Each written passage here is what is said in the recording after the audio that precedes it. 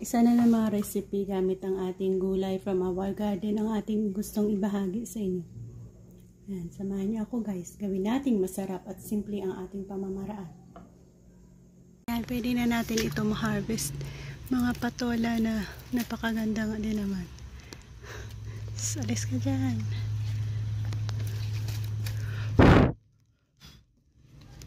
Ayan. Dami kasi. Ito din.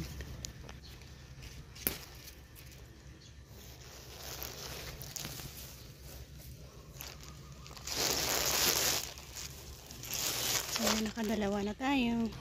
Ayan, isa din yan. At nagkaroon na tayo ng tatlong magaganda. Ayan.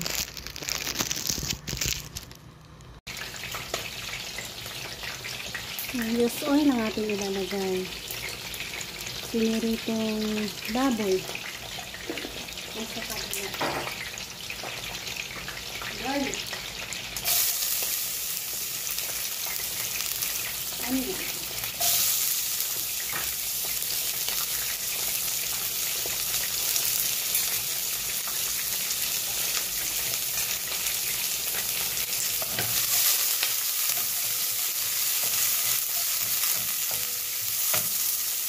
Kamatis.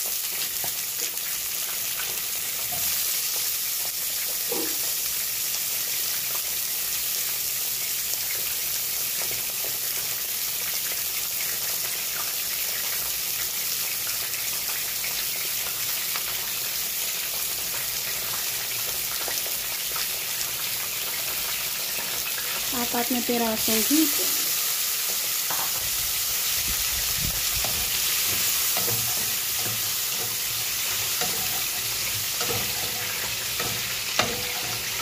Isa na namang paraan ito ng pag-isa ng ating patola. And of course, may partner yan na piniritong baboy.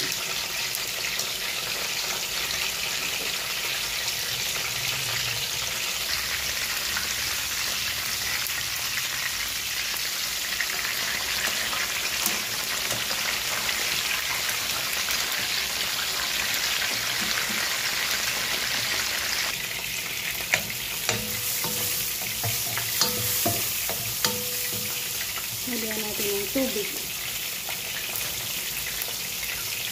Apat na pirasong hipon. Yan ang magpapasarap sa ating recipe.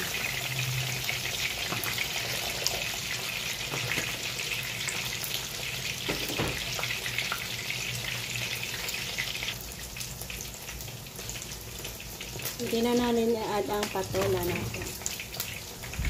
Patola natin. Matamis na.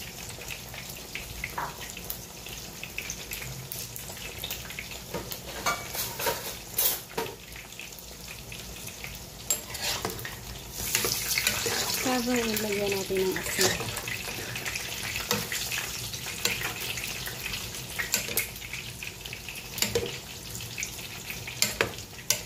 Easy lang.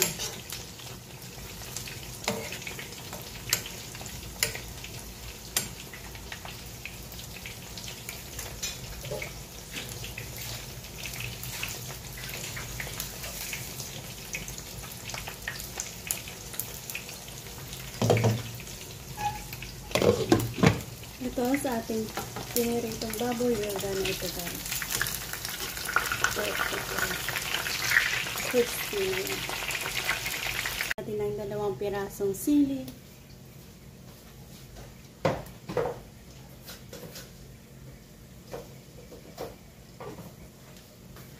At asin.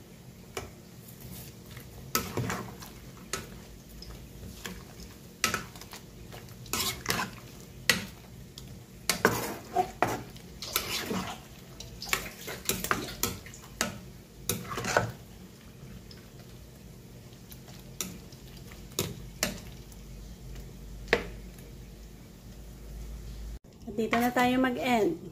Thank you again for joining me. Isa na namang recipe from our garden ang ating binabahagi sa inyo. Purong patola.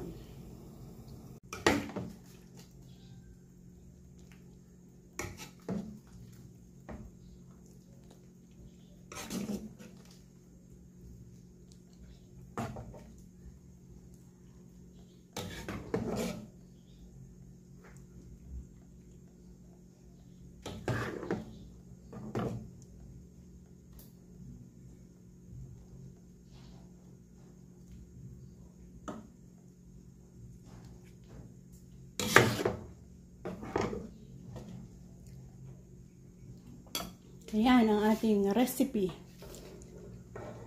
na masarap.